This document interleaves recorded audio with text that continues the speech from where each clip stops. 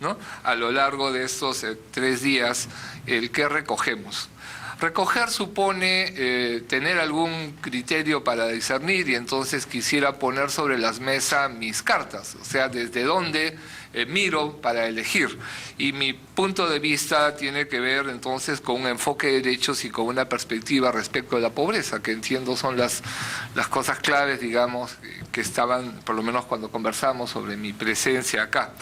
Y entonces hablar de la pobreza es hablar de una realidad que afecta a las personas, que es multidimensional y es multicausal, y entonces que no hay un solo factor que tiene que ver con la pobreza, y por tanto todas las mediciones que hacemos de la pobreza son esencialmente reduccionistas, ¿no? O sea, nos llevan a ver un aspecto, pero no es más que un indicador de un mundo de dimensiones y de factores que están detrás de la historia de cada persona que está en esa situación, que es esencialmente una situación de violación de sus derechos, de derechos que no están debidamente garantizados. Siguiente, por favor. Entonces, ubicar en esa perspectiva el tema del desarrollo humano supone poner la vida digna de la persona en el centro. Y este poner la vida digna en el centro en general ha estado pegada a un lado, ¿no? Hemos hablado básicamente de vida digna y desarrollo económico. Y hoy día descubrimos de que no, que el desarrollo económico es una dimensión, pero no la hace, ¿no es cierto? Si queremos hacerla, no basta con la dimensión económica, y hay una dimensión social, cultural, que es sustantiva a cada persona en términos de toda la construcción de sus capacidades, de nuestras capacidades. Pero tampoco esas dos dimensiones no son suficientes, y hay toda esta dimensión más política, más institucional, de organización, de participación, de ejercicio ciudadano. Y hoy día empezamos a ser cada vez más conscientes de que pisamos en la tierra y de que por lo menos por ahora no tenemos muchas posibilidades para escaparnos de este planeta, y la manera como nos relacionemos, ¿no?, con ese territorio, con lo que ese territorio, que nos ha recordado de diversas formas Nicole en su presentación, nos plantea como posibilidades.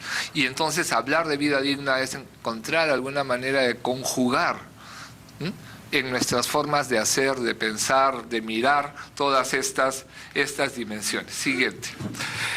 Nicole nos decía, apelemos a la memoria. Yo no quiero hacer un diagnóstico, pero sí creo que hay que reconocernos. Porque si estamos mirando hacia adelante, la pregunta es desde qué historia, no desde qué coyuntura, sino desde qué proceso. Y cuál es nuestro peso, nuestra significancia. Y creo que está claro que somos una pequeña fracción de la población mundial, 30 millones de personas en un mundo de más de 7.000.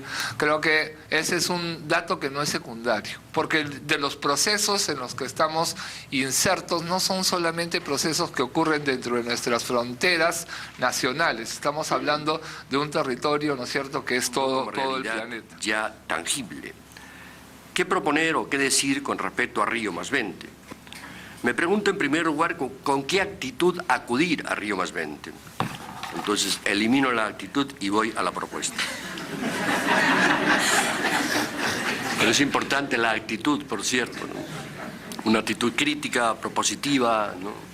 Crítica pero propositiva al mismo tiempo. Y con respecto a la propuesta, supuestas estas actitudes críticas y propositivas, ¿no?, entiendo, entonces, quiero decir, sin embargo, que con respecto a lo propositivo por lo menos diré algo, o sea, que no vayan ustedes a pensar que mi discurso es un discurso absolutamente premoderno y pensando que tenemos que volver a una especie de paraíso perdido, es decir, un discurso elaborado desde una perspectiva de una especie de antimodernismo romántico. No se trata de ninguna manera de eso. Somos modernos, ¿no?, evidentemente. Somos fruto de la modernidad y tenemos que pensar, ¿no?, desde esta condición de frutos de la modernidad. Tampoco somos frutos de lo que no existe, que es la posmodernidad. Somos frutos de lo que somos, de la actualidad. Entonces, pensando en eso, ¿qué le diría yo a Río? Primero, la necesidad de enmarcar la relación hombre-naturaleza en el ámbito de una copertenencia horizontal entre lo natural y lo humano. El concepto de copertenencia remite al carácter constitutivo de cada componente por el otro, sin desconocer, por cierto, las especificidades de cada uno. Y el adjetivo horizontal atribuye valía semejante a cada componente, desconoce por tanto jerarquías entre ellos y convoca a eliminar la violencia en su relación mutua. Segundo, considerar a la naturaleza como compañera de viaje del hombre y no su sierva ni instrumento de dominación de unos hombres por otros. Como compañera de viaje asiste al hombre en sus necesidades, pero requiere también de él atención y cuidado. El fundamento de la atención y cuidado que el hombre presta a la naturaleza no remite solo a las necesidades humanas presentes y futuras, sino a lo que podríamos llamar el derecho de la naturaleza a su propia sobrevivencia. Entiéndase, sin embargo, que este derecho naturalmente no es atribuible a cada objeto de la naturaleza, tiene que ser racionalmente pensado. Tercero, definir al hombre, y esto sí lo considero bien importante, no como ser en el mundo, sino como ser con el mundo. Esta autopercepción que los occidentales recogemos de nuestras propias tradiciones y, por cierto, de habernos asomado a los mensajes que nos vienen de otras culturas, supone que la naturaleza es constitutiva de nuestra condición humana y, consiguientemente, fuente de dinamismo y de gozo de la posibilidad humana. Esta misma consideración nos obliga a reconocer que el hábitat para la vida humana no es escenario, sino albergue que nos pertenece y por el que además somos pertenecidos. Por eso nos definimos como habitantes, definición que remite a nuestra condición de seres con el mundo. Hay que decir, en consecuencia, que cuando nos definimos como seres en el mundo, solo como seres en el mundo, estamos reduciendo nuestra propia condición humana. Cuarto, sustituir, ya ha sido propuesto antes, el concepto de desarrollo por otro. A mí se me ocurre el de convivencia dinámica hombre-naturaleza. Nuestra condición de seres con el mundo no es, por cierto, estática, sino dinámica. Pero el dinamismo no necesariamente consiste en progresar o desarrollarse, sobre todo según un modelo de supuesta validez universal, y que apunta fundamentalmente al incremento del tener, del disponer y del poder, derivaciones todas ellas del principio de la acción teleológica del proyecto moderno, que por lo demás se ejecuta generalmente a costa de la naturaleza y también a costa de los otros seres humanos. Dinamismo es también, y de manera más esencial, más profunda, la recomposición constante, aunque de diversos ritmos, de la copertenencia hombre-naturaleza. Una recomposición que no necesariamente tiene el camino trazado y que resulta del encuentro entre los diversos pueblos, de la dinámica de la propia naturaleza y de la interacción entre los hombres. Quinto, emparejar el concepto de convivencia dinámica hombre-naturaleza con el de convivencia humana, entendida también dinámicamente, pero con un dinamismo que no venga de la competitividad, concepto este último portador evidentemente de violencia, sino del reconocimiento de la alteridad como constitutiva de la mismidad. Sexto, asumir la multidimensionalidad espacial de la integración hombre-naturaleza y de la convivencia humana, entre lo local y lo global, asumiendo lo local como ya siempre abierto a lo otro y por lo tanto también a lo global. Y lo global no como una articulación jerarquizada de las diversidades al servicio de poderes centrales, ni como una homogeneización según un modelo de pretendida validez universal, características ambas de la globalización. Lo global tendría que ser un encuentro enriquecedor de diversidades. Y esta perspectiva amplía, sin deslocalizarlo, como se ha dicho antes, los horizontes de la ética, de la responsabilidad, etc. Yo digo globalidad y no globalización, porque el segundo concepto remite al proceso tangible de mundialización que estamos viviendo, y mientras que el primero, globalidad, quiere sugerir que la apertura a la alteridad es constitutiva de toda particularidad. Finalmente, pensar la vida humana en términos de plenitud y no de devenir o llegar a ser, otro problema bien serio en temas filosóficos, por cierto, y menos aún de una recortada visión del devenir que conocemos como desarrollo y que está bajo el signo del crecimiento.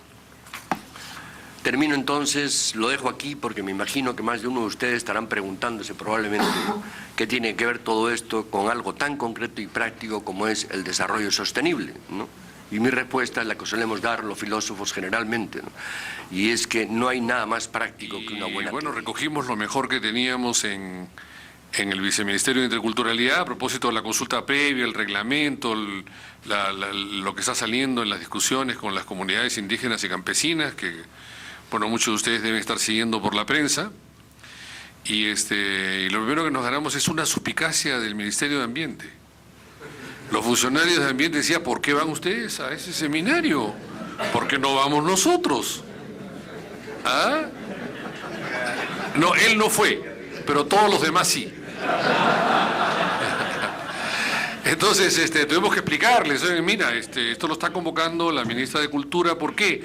Porque resulta que habíamos hablado sobre la importancia de tratar el tema de la cultura, y por aquí alguien ha hablado, no como dicen, la cultura es transversal, es todo.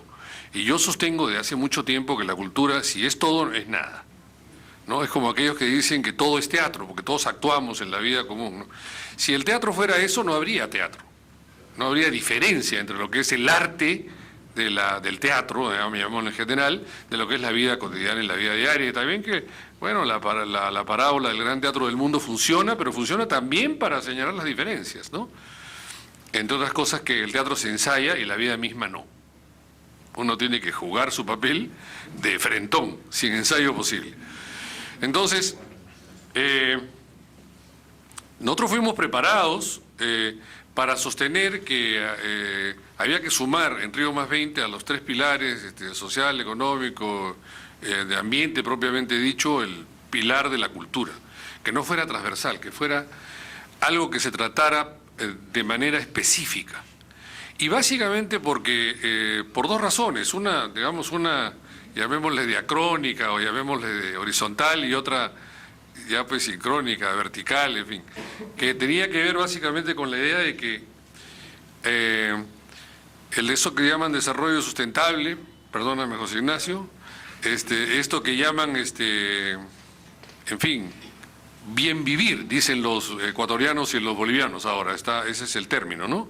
El bien vivir, el buen vivir, bueno, algunos dicen bien vivir, está asociado a la calidad de vida. Fue un punto de llegada y un punto de partida, con muchos productos, que en primer lugar, ya que hablamos de perspectivas, porque esa es la pregunta, eso no se va a reproducir más.